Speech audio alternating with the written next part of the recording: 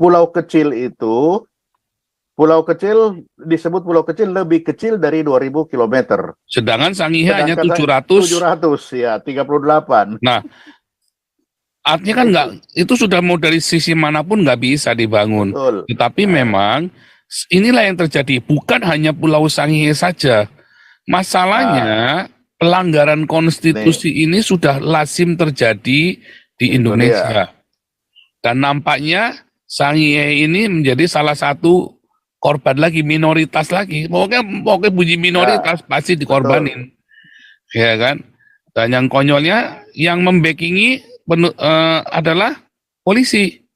Contoh ini adalah salah satu kejahatan negara terhadap rakyatnya. Salah satu kealpaan atau ketidakhadiran daripada negara di tengah-tengah rakyatnya. Negara sudah berubah menjadi predator bagi rakyatnya. Negara tidak menjadi pelindung lagi bagi segenap bangsa dan tanah airnya. Inilah bukti. Bukti lainnya Pak Ponto, hal yang sama juga terjadi di daerah lain. Contohnya di Sorowako, PT Vale. Contoh lain di Pulau Buru juga tambang emas di sana, di mana ada IUP, ada IPR, ada dan sebagainya, tetapi itu hanya teori belaka. Lingkungan rusak dan masyarakat di sana digusur. Dan demikian juga di tempat-tempat lain. Jadi ini sangat prihatin. Apakah yang bisa kita harapkan dari pemerintah itu? Nothing. Tidak ada. Ya, tidak ada. Jadi harus bagaimana? Kita harus bergerak bagaimana? Tentu konstitusional. Jadi untuk saudara-saudara kita yang ada di Sangihe, ya pulau kecil ini yang tersendiri, ya kalau apa tadi open pit tadi tambangnya itu luar biasa, akan tenggelam itu, yang lenyap. Jadi tidak ada lagi dalam peta Indonesia nanti itu. Nah anehnya, kenapa Indonesia pemerintah atau dalam hal ini eksekutif diam saja? Kenapa pemerintah daerah diam saja? Kenapa legislatif diam saja dan lain sebagainya dan lain sebagainya? Maka bagi saya patut diduga bahwa negara Indonesia ini sudah mati. Tidak ada gitu ya, pingsan lah misalnya.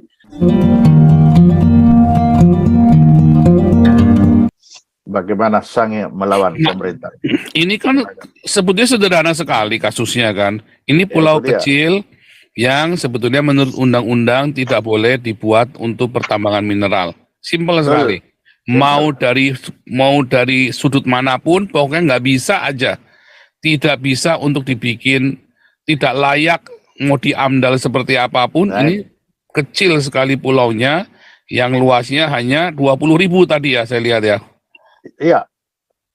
Nggak mungkin untuk dibikin sebuah tambang. 2.000 kilometer kalau nggak salah tadi luasnya ya, hanya 2.000. Bukan. Itu yang pulau kecil itu, pulau kecil disebut pulau kecil lebih kecil dari 2.000 kilometer. Sedangkan Sangihe hanya 700. 700, ya 38. Nah, artinya kan nggak, itu sudah mau dari sisi manapun nggak bisa dibangun. Tetapi memang inilah yang terjadi, bukan hanya Pulau Sangihe saja. Masalahnya pelanggaran konstitusi ini sudah lazim terjadi di Indonesia. Dan nampaknya Sangihe ini menjadi salah satu korban lagi, minoritas lagi. Pokoknya bunyi minoritas pasti dikorbanin. Ya kan? Dan yang konyolnya yang membackingi adalah polisi. Nah ini. Nah, ini repotnya kan begitu, Pak. Masih banyak ini yang nggak resmi, yang liar-liar kan banyak juga di sana itu. Ya. Tapi ya tidak ditertibkan. Ya, karena dibackingin oleh aparat, Pak. Betul. Nah, ini yang menjadi masalah sekarang. Ini yang sekarang kita sedang berjuang. Masyarakat Sangihe berjuang untuk justru itu melawan pemerintahnya sendiri. Sedangkan kalau kita kemudian bertindak main hakim sendiri, masuk penjara. Masuk penjara sudah ada contoh, ada satu sudah yang ikut berdemo itu ditahan masuk penjara dengan segala macam alasan. Itu sudah ada. Oh, ada fotonya, Pak. Harus jadikan pahlawan dong, Pak, malah harusnya. Oh iya, nanti kita cari. Ada dia lagi di penjara sekarang itu, sudah tuh berapa bulan itu. Wah, itu bisa Sangihe bisa class action itu ya, Pak. Wah, kasihan itu, Pak. Jadi dalam berjuang ini sudah satu di penjara sampai sekarang itu. Nanti satu saat kita bahas itu. Iya, itu harus wah, ini Galarua harus bertindak membela Ya. itu. Itu kan rakyat, aduh, nggak tahu dah. Ini ada ulat bulu dulu nih. Ini Pak Santi Amar mau komentar dulu nggak, Pak Nah. Santi Amar? Baik Pak Pastor, ya. Tapi gini ya,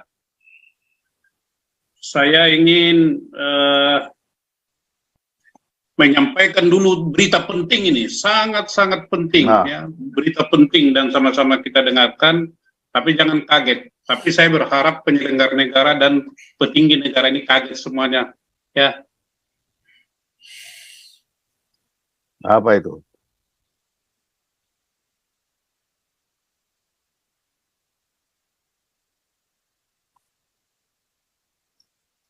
Mana suaranya hilang? Bentar Pak. Lagi atur nafas dulu, Pak. Ini Pak. Oh. Ini Letnan Kolonel Santi Amar Hello lagi atur nafas dulu. Berita-berita penting pada hari ini kepada seluruh bangsa Indonesia dimanapun Anda berada, bahwa negara Republik Indonesia telah berubah menjadi negara agama dan negara sekuler. Hal itu ditandai dengan maraknya pelarangan ibadah dan penutupan rumah ibadah, maraknya pencaplokan wilayah adat masyarakat di Nusantara, maraknya penggusuran rakyat dari daerah dan wilayahnya.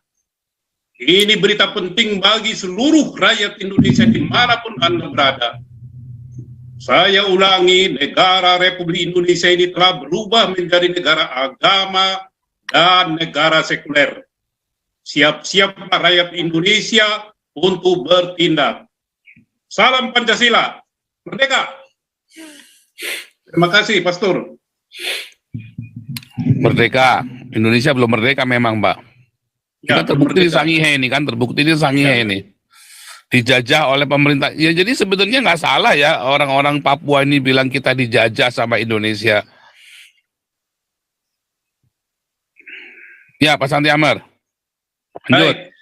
Jadi terima kasih Pak Pontoh. Pak Pontoh ini adalah salah satu kejahatan negara terhadap rakyatnya. Salah satu kealpaan atau ketidakhadiran daripada negara di tengah-tengah rakyatnya. Negara sudah berubah menjadi predator bagi rakyatnya.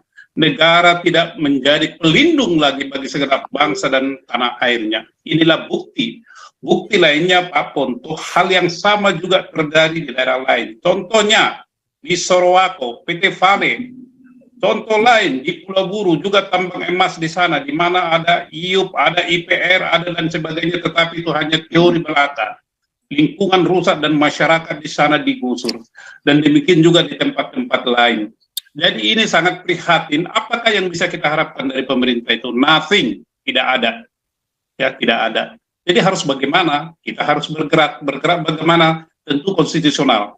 Jadi untuk saudara-saudara kita yang ada di Sangihe, ya pulau kecil ini yang tersendiri, ya kalau apa tadi open pit tadi tambangnya itu luar biasa, akan tenggelam itu, hilang lenyap.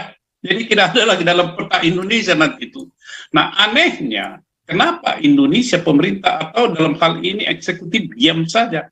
Kenapa pemerintah daerah diam saja? Kenapa legislatif diam saja dan lain sebagainya? Maka bagi saya beranggapan patut diduga bahwa negara Indonesia ini sudah mati.